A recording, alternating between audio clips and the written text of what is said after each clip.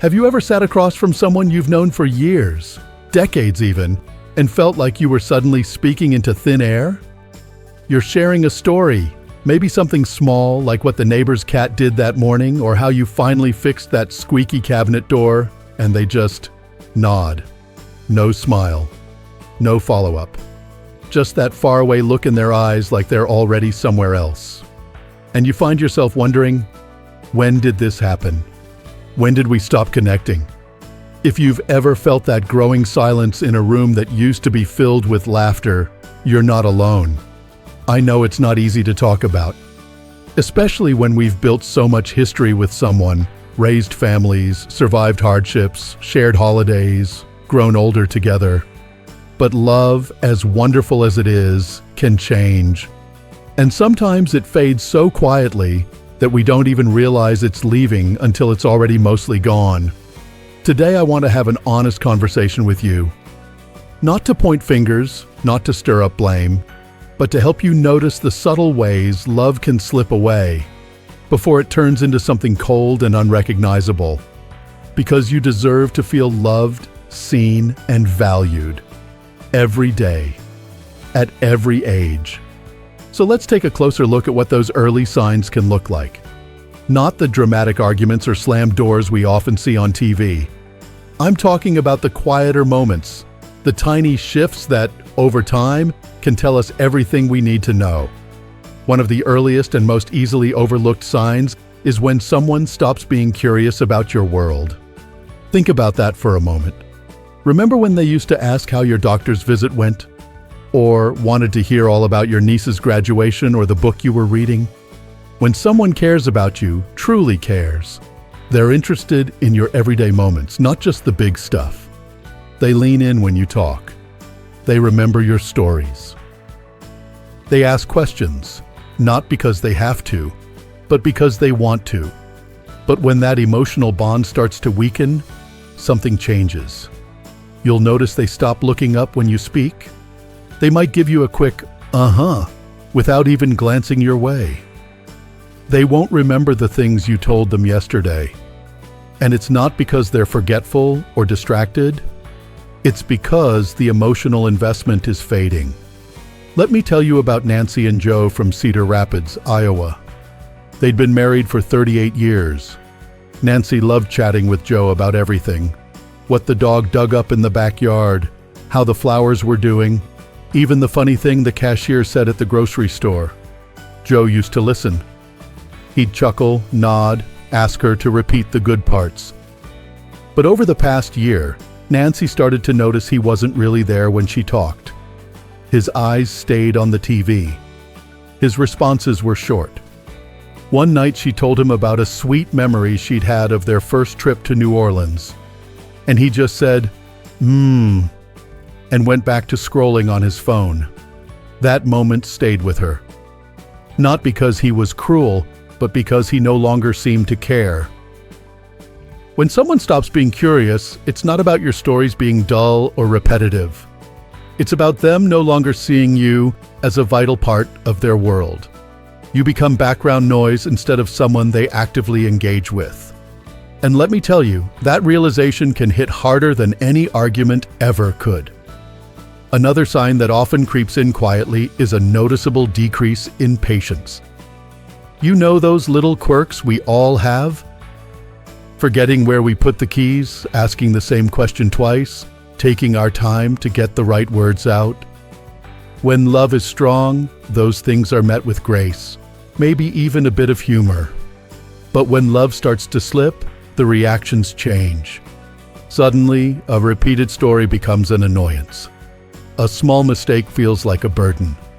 The warmth in their voice is replaced with sighs, rolled eyes, or short, sharp answers. You begin to feel like a bother in your own home. Take Grace, for example. She's 72 and lives outside Asheville, North Carolina. Grace has always been a little absent-minded. Nothing major, just the usual stuff. Her partner, Tom, used to call her my little scatterbrain in the most affectionate way. He'd find her reading glasses in the fridge, and they'd laugh about it. But lately, Tom's been different. The other week, When she asked him to help her set up a Zoom call with their granddaughter, he snapped, "Can't you figure it out yourself?" He didn't mean to be mean, not really. But it stung. That moment may have seemed small on the surface. But to Grace, it said a lot. Because when someone's love starts to fade, patience is often the first thing to go. What once felt like a team effort now feels like walking on eggshells. And that's not the kind of home anyone should have to live in. When we stop feeling safe to ask questions, to make mistakes, or to just be ourselves around the person we love, that's a sign. A quiet one, yes, but a sign nonetheless. And maybe you found yourself second-guessing. Am I being too needy? Am I overreacting? I want to tell you right now, you're not. You're noticing a change, and it's okay to acknowledge that. You're allowed to expect kindness, even in the small moments, especially in the small moments. These first signs, loss of curiosity and lack of patience, don't usually come with big announcements or dramatic exits. They come with glances not returned, stories not heard, questions answered with irritation instead of care. And if you're feeling that shift, it matters. You matter. Now let's keep this conversation going because there's more to explore. Sometimes the clearest signs aren't in what someone says, but in what they stop doing altogether. Because when someone stops showing up, not just physically but emotionally, you start to feel it in the quiet spaces. The dinners eaten in silence. The evenings spent in separate rooms. The lack of shared moments that used to feel like second nature. There's something deeply human about wanting to share time with someone you love. It's not always about doing grand things. It's about sitting together with coffee in the morning, folding laundry while chatting, watching a show you've both seen a dozen times, just because it feels good to sit close. Time, when given willingly, is one of the most precious forms of love we have. So when that time starts to disappear, not because of schedules or health, but because of choice, it can be a clear sign that something has shifted. Let me tell you about Carol and Dennis, a couple from Mesa, Arizona. For years they had a little evening ritual. After dinner they'd sit on their back patio, sip tea, and just talk. Or sometimes not talk at all, just enjoy the stillness together. It was their way of ending the day together. But slowly, Dennis began skipping it. At first he said he had emails to answer. Then it was he was tired. Or he'd already gone for a walk earlier. Carol didn't think much of it at first, but the evening started to feel longer, quieter, emptier. One night she made 2 cups of tea, set them out, and waited. Dennis never came outside. The tea got cold. She sat there alone, listening to the wind in the trees, and realized she couldn't remember the last time they'd just been together without a reason. When someone stops making time for you, it's not always because they're overwhelmed. Often it's because their heart has started to drift. And instead of sharing space, they seek distance. More errands, more time on their phone, more time out of the house without including you. And the hardest part? They may not even realize they're doing it. But you do. You feel it. And that feeling, that slow withdrawal of presence, is something worth listening to. And just like time begins to fade, so too does emotional closeness. You may still share a bed, still make each other's coffee, still say good morning and good night. But something has gone quiet underneath. They don't open up like they used to. You sense a wall where there used to be warmth. They no longer tell you about what's going on at work or with their family or how they're really feeling. It's like they've closed a door to the part of themselves they used to invite you into freely. Think about James and Linda from Columbus, Ohio. For most of their 40-year marriage, James was the talker. He'd tell Linda everything. His worries about work, his concerns about their son, even the little anxieties that came with aging. Linda was his sounding board, his safe place. But over time, that changed. When James's brother passed away, Linda didn't even find out until days later. When she asked why he hadn't told her, he just shrugged and said, "Didn't want to upset you." But she knew it wasn't about sparing her feelings. It was about him no longer choosing to let her in. And that kind of silence is deafening. When love is strong, vulnerability is natural. We share not because we must, but because it feels right. It feels safe. But when love begins to fade, people pull back. They keep things to themselves.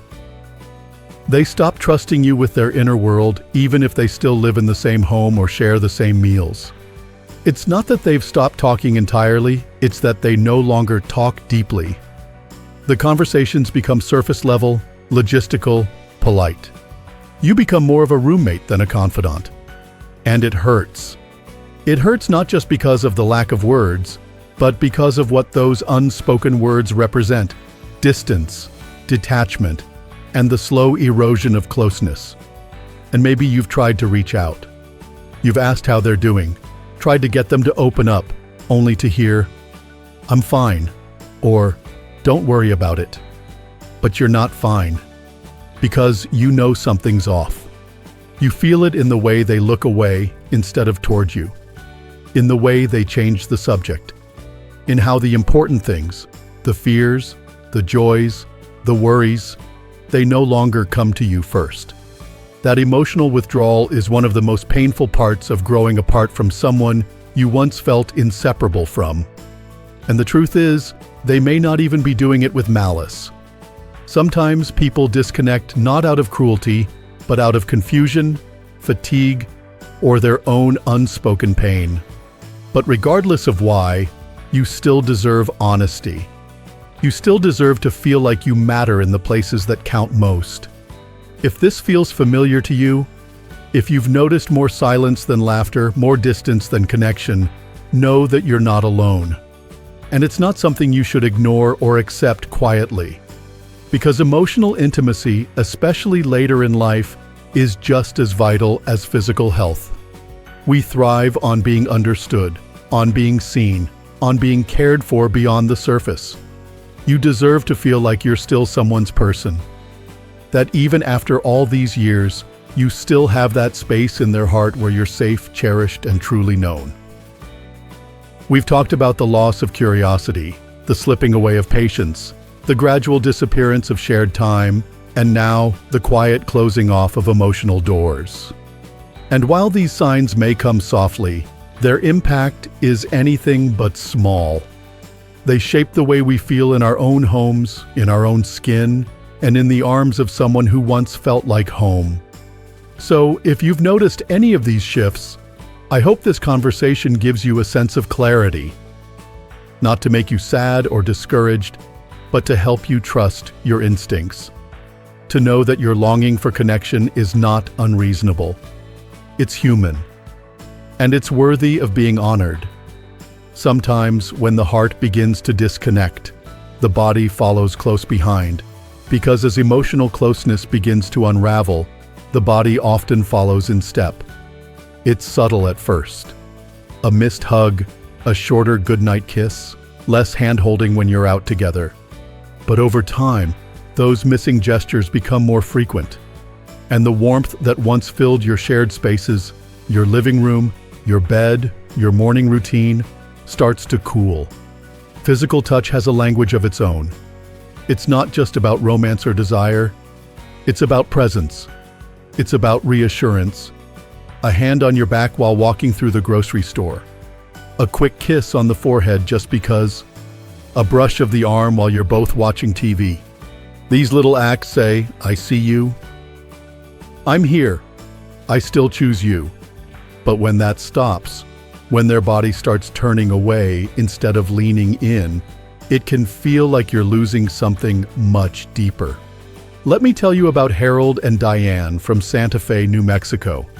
They'd been married for 45 years, and physical affection was always a quiet but steady part of their love.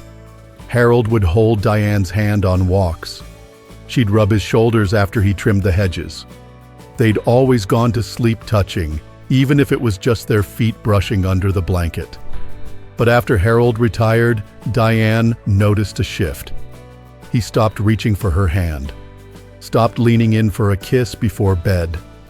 She tried at first to keep the rhythm going, would gently rest her hand on his knee while they watched a movie or sit closer on the porch swing, but he would subtly shift away.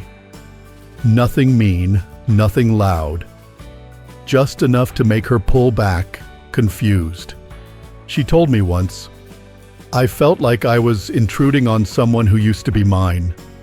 That's the kind of grief no one warns you about.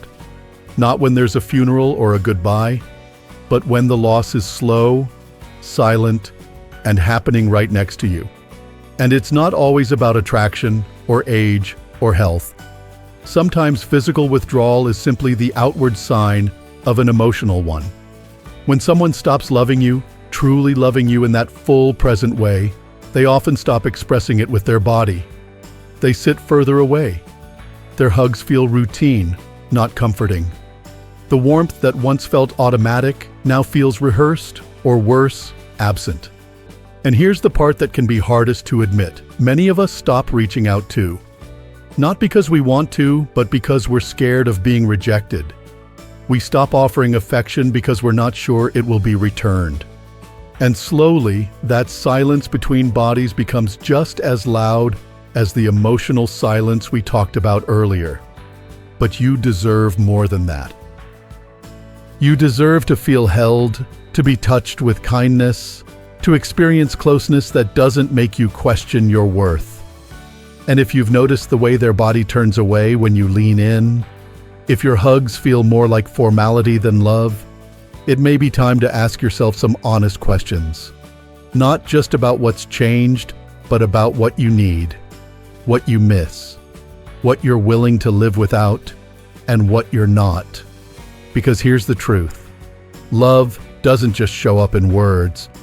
It shows up in where someone places their hands, where they sit in a room, whether they reach for you first or always wait for you to initiate. And if you're always the one reaching, always the one trying, always the one closing the gap, then you're not in a mutual connection anymore. You're carrying the weight of it alone. And I know that's heavy.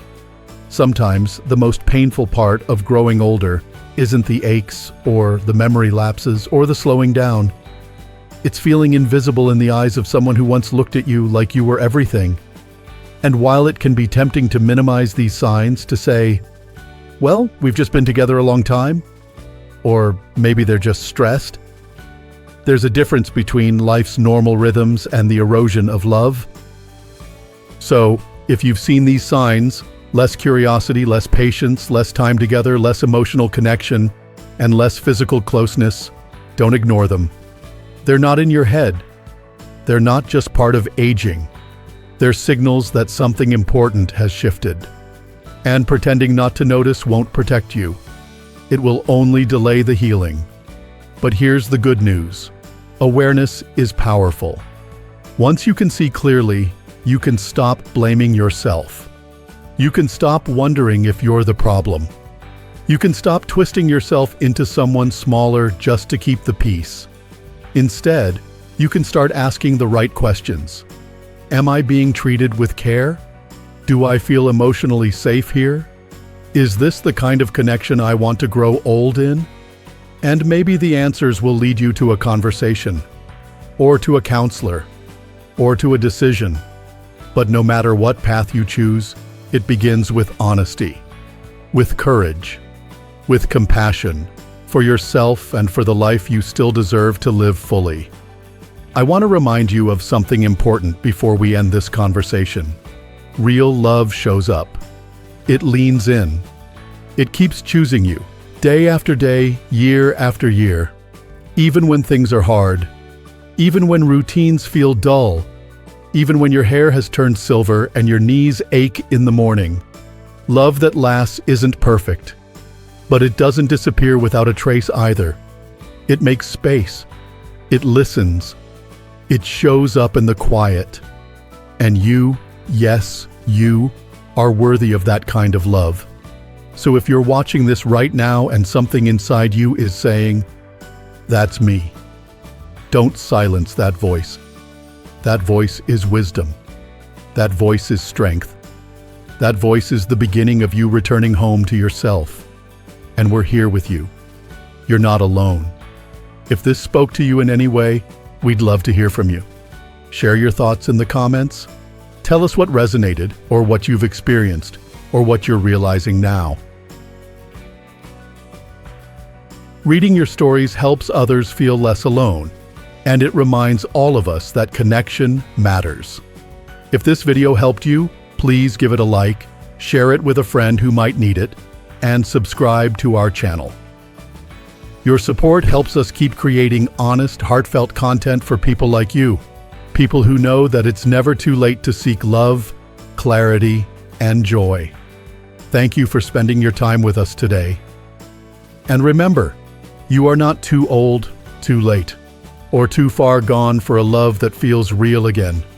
You are worthy, you are seen, and you are deeply loved. We'll see you next time.